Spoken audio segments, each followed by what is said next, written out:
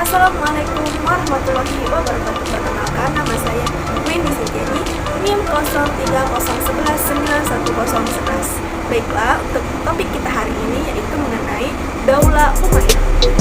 Pasti anak-anak penasaran sih bagaimana sih latar belakangnya, tokoh-tokohnya, peradabannya, dan juga tokoh ilmuwan terkemuka di Daulah Umayyah. Baiklah, di sini saya akan menjelaskan materi yang pertama kepada anak-anak. Mari untuk diperhatikan dan dipahami ya. Oke, latar belakang berdirinya Daulah Umayyah. Ini terjadi karena perpecahan dan juga perebutan kekuasaan di antara kalangan umat Islam, yaitu di kelompoknya Muawiyah, di kelompoknya Siti Aisyah, dan di kelompoknya Ali bin Abi Thalib.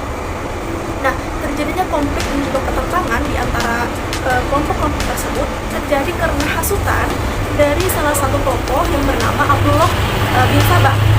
Dia memberikan pernyataan yang bersifat provokatif sehingga menimbulkan suatu percekcokan di antara kelompok tersebut, karena ia mengatakan bahwa si Abdullah bin Zubair itu adalah anak angkatnya si Siti Aisyah dan juga merupakan orang yang berhak untuk menduduki jabatan sebagai khalifah.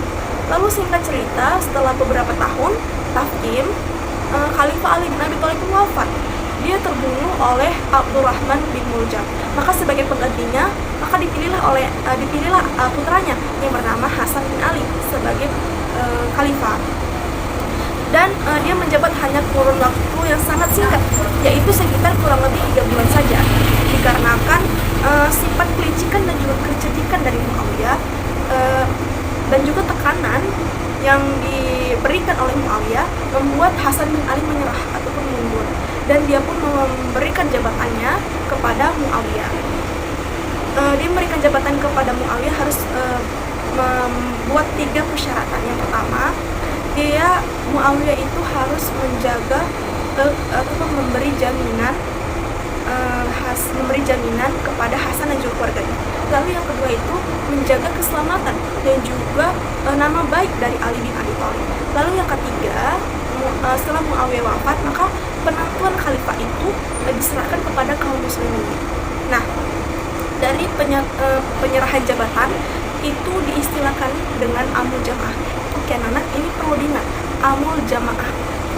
Amul jamaah itu adalah tahun penyatuan. Tahun penyatuan ini terjadi pada Rabiul Awal di akhir tahun 41 Hijriah atau 661 Masehi. Nah, peristiwa ini pun yang menandai bahwa awal mula munculnya berdirinya Daulah Umayyah. Nah, Daulah Umayyah ini pun berkuasa selama 90 tahun, dari tahun 41 sampai 132 Hijriah atau 661 sampai 750 Masehi. Nah, setelah menjadi penguasa, Muawiyah pun memindahkan pusat kekuasaan itu dari Madinah menjadi ke Damaskus ataupun Suriah.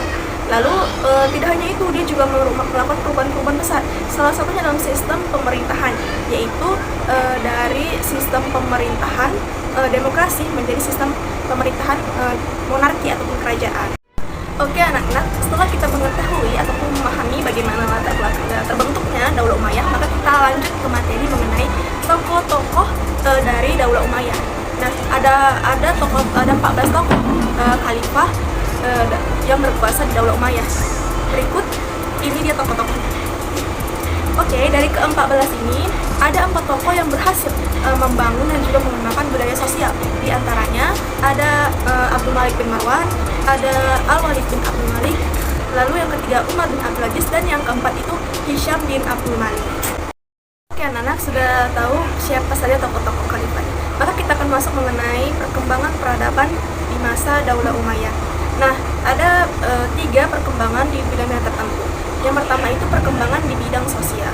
Nah, perkembangan bidang sosial merupakan perkembangan peradaban yang sangat pesat di Daulah Umayyah. Adapun terciptanya ketertiban di masyarakat, terpelihara dan juga terjaganya kebutuhan masyarakat pada tingkat kelas bawah. Lalu juga adanya dibangunnya sarana prasarana yang lengkap untuk kebutuhan masyarakat. Lalu kita lanjut perkembangan di bidang budaya. Salah satunya tuh bahasa Arab. Bahasa Arab merupakan perkembangan yang sangat luas dan juga digunakan oleh masyarakat. Lalu dicetaknya mata uang dengan menggunakan bahasa Arab. Lalu selanjutnya mendirikan irigasi dan juga pabrik kayu sutra. Lalu selanjutnya yang ketiga itu perkembangan di bidang politik militer, yaitu yang pertama terbentuknya 5 lembaga pemerintahan. Bisa kita lihat di sini lembaga-lembaganya ada 5. Lalu juga selain itu terbentuknya 5 dewan sekretaris negara. Bisa kita lihat di sini siapa saja sekretaris-sekretarisnya. Oke anak-anak, tak terasa kita sudah masuk ke pembahasan atau materi yang terakhir, yaitu mengenai tokoh ilmuwan terkemuka di masa Daulah Umayyah. Nah, adapun tokoh-tokohnya yang pertama itu tokoh ahli ilmu hadis. Dapat kita lihat di sini siapa tokoh-tokohnya. Lalu yang kedua itu tokoh ahli ilmu tafsir. Bisa kita lihat di sini siapa tokoh-tokohnya. Lalu yang ketiga tokoh ahli ilmu fikih. Bisa kita lihat di sini. Lalu yang keempat tokoh ahli tasawuf. Bisa kita lihat di sini. Lalu yang kelima tokoh ahli bahasa dan sastra. Bisa kita lihat di sini. Lalu yang keenam tokoh ahli sejarah dan geografi. Bisa kita lihat di sini. Dan yang terakhir tokoh ahli ilmu kedokteran. Bisa kita lihat di sini. Oke anak-anak, pembelajaran kita hari ini sudah selesai. Semoga dapat bermanfaat dan juga menjadi menambah pengetahuan bagi anak-anak semua dan juga kita semua yang menonton. Untuk itu saya undur diri. Saya akhiri. Assalamualaikum warahmatullahi wabarakatuh.